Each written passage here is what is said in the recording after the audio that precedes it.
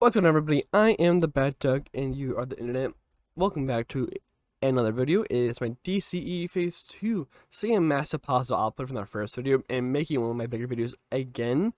I decided, why not come back with Phase 2? And let's kind of jump right into Phase 2, really. Green Arrow and Black Canary, March 2026.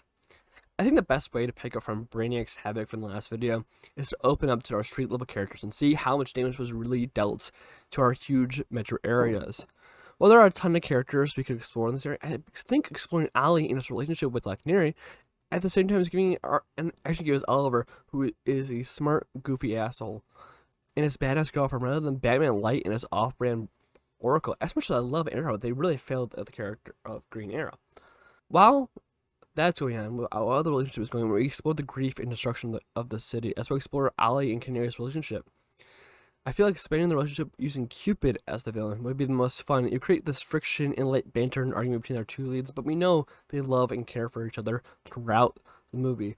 And I think it's important for us to show throughout and give us a better depiction of Green Arrow. And I think Green Arrow is the perfect addition here, rather than going back to one of our other street level characters.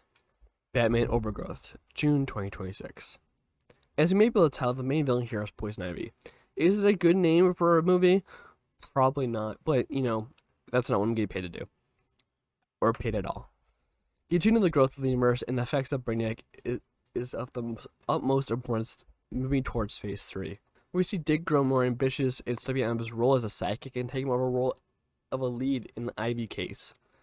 Also, I think Ivy here would add a lot of friction between Bruce and Dick, where Dick would believe Ivy is in the wrong, but thinks she's doing the right thing in the long run, or has the right idea about how things should be done. While Bruce outright thinks what she's doing is wrong, I think it'd be a nice friction and a nice difference in character, where Dick was kind of like Batman Light for a long time, or mini Batman, rather than his own character. And bringing in that friction is really important. I'd also love to bring Barbara in as Batgirl, but I'd bring her in as Oracle, and there's a reason why I'm going to do that, and it'll be apparent later on in the rest of the video. Hellblazer, October 2026. Calling me crazy, but I want to bring John Constantine and Swamp Thing. Yes, Swamp Thing, and to dig into the mystical side of the DC universe. I'm setting a lot of loose threads here that will eventually get tied up, whether it be in this video or in the next. I want John to face a strong demonic presence that might even be too strong for the serial smoker. That threat being Trigon. That threat being so large and powerful is super important, because we're also going to introduce Satana in this film for another reason that won't be apparent until next video. From a small to medium role, she would be in the final act and assist, but not really taking front stage, as of course that'd be Constantine's role here. Trigon would be defeated and sealed in hell by John, with an after credit scene of Raven ripping the seam that John had just closed up between hell and earth. Superman 2, March 2027. The sequel to the original Superman movie should in some way connect to both Justice League film and his original film. I think that's best to bring in another outer space villain, that being Lobo. Yes, the badass motherfucker of DC Comics will be the villain of this film. While he's not out for revenge, he's on a contract from a mysterious figure we would find out in the film is from a planet named Apocalypse. Do you remember the previous video? The end credit scene from the first Superman film would be Letter of Bread. Yeah, that's Clark's long-lost cousin, Kara, who would team up with Clark to deal with Lobo, because I think a lot of people don't really know how strong Lobo is.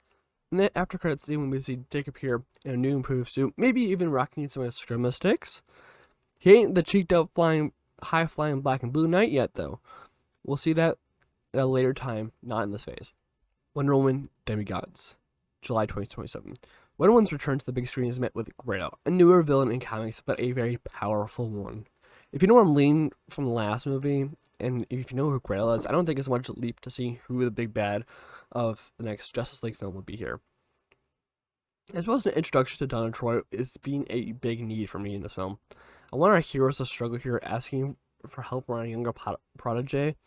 I think it's a neat film to release our climax of the phase later on. Leading a powerful fight that now has everyone on the heels, even Superman has the concern to swoop by at the end of the film and offers help, while a little Too late, only there to really seal Grail in the Phantom Zone. Green Lantern Corps Reign, February 2028. The follow-up to the Green Lantern Corps is an important one. We are still going to focus on John and his struggles as both human and his role as a Lantern, but I also think it's really important to expand and add some key members to the lore of the Green Lantern. That being Kyle Rayner, who I honestly was going to pick to be the Lantern to lead this franchise, but I decided not to, as I don't really know too much as I know about John. Throughout the film, we would build up the Sinister Corps or the Yellow Lanterns, and well, we all know Yellow Lanterns makes lanterns scream. We all know the color yellow makes lanterns scream for mercy, or even wood. Okay, I know we clown Superman for being weak to a rock, but Green Lanterns are weak to wood. Wood. I kind of want to see that in a film or like a cartoon, just make fun of that. Anyway, this would lead to Oa sending SOS alarms to any heroes that could help. That would introduce our romantic lead for John for the rest of the universe. That eventual piece to the Justice League also being Hawkgirl, and should be very important to this film, adding a lot of foil to John's character, and eventually just adding a lot more background to him. Teen Titans, August 2028. This is the film I've been leading up to this whole video. While I built up most of the squad naturally throughout the films, we still have some work to do. Obviously, this film will follow Dick finding members to his team to head up since he's been pissed at Bruce after Poison Ivy. Basically going out to the two other members of the Big Three and finding their younger protege and enlisting help, being Kara and Donna. Dick would also find John Constantine and question him about Trigon and his doings here on Earth, leading us to our big bad of the film and leading to our next member, Raven. After some convincing, she decides to stop running from her father and fight him head on, rather than help his crusade here on Earth. While Dick is surrounded by women, which sounds like a very Dick Grayson thing to do, he travels to a home for mysterious, powerful people. No. Cut that music out.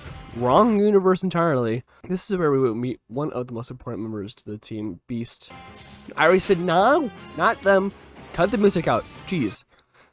Maybe later, okay? Stop hitting that button. I swear you're gonna get me flagged and this video won't come out.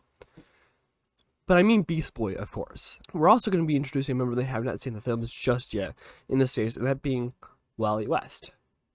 No, not the one from the first film of The Flash, Wallace West. You know, this one. He found out about the team throughout his uncle, who has been training him. Eventually leading to the end of the film, where Raven will finish over her father and continue living here on Earth, and officially forming the Teen Titans. Maybe we'll even see like the skeleton of the Big T Tower. The Flash, Rogue, November 2028. This Flash movie will focus on the Rogues, which, if you don't know, are a small team of villains that team up from time to time. This includes Captain Cole, Mirror Master, Trickster, and Inertia. And that's exactly the team we're going to be using today. Inertia is our leader and basically looking to siphon Wally's Speed Force energy, and promising the other Rogues free reign on the city after this is completed. And at one point, he will almost be successful when the Speed Force sends a signal throughout the universe, or the multiverse, for help, leading to Wallace moving through dimensions where he hears cousin in trouble. Eventually catching up and finishing up the Rogues together, Wallace would end up stuck in our universe, now being trained by Wallace to control his powers and hopefully reach his own universe once again. Birds of Prey, January 2029. Black Canary is back on screen with Oracle. I told you they would be back. We introduced Huntress to the team, as well as make the trio officially a team, with also the introduction of a new Batgirl, Cassandra Cain, a mute girl that Barbara has seen even give Batman a problem on patrol. Giving us a three-headed team out on the field, the villain here would be Fennis, who is a powerful mob boss that would later be revealed to be Huntress's mother, who hadn't been killed with the rest of her family, giving an emotional payoff and a good motivator to Huntress. And actually, Fennis is Huntress's mom. If you have any problems with that, take that up with DC, not my ass. I haven't even introduced Joker, so you really think it was going to be Harley, or, anyone else? And no, I'm not going to tell you Black Mask, because they already did this, and this is my DCEU. Did you read the title? No. Well, that's not my problem. Or maybe it is. Of course, this film will be taking place in Gotham, and more be an action noir type film. But that's all for my Phase 2. I know there's no Justice League film here, and that's because this is what I want to call my expansion phase. Marvel did it as well, but to a lesser extent with the Guardians of the Galaxy and Ant-Man. I wanted to build up the rest of the world before we get into the Justice League event, making it more of like a Justice League Unlimited type film. But thank you all for watching. I'm the Bad Duck. Don't forget to subscribe here for more content, and over here for my gaming channel for content there. But that's all from me, and good night.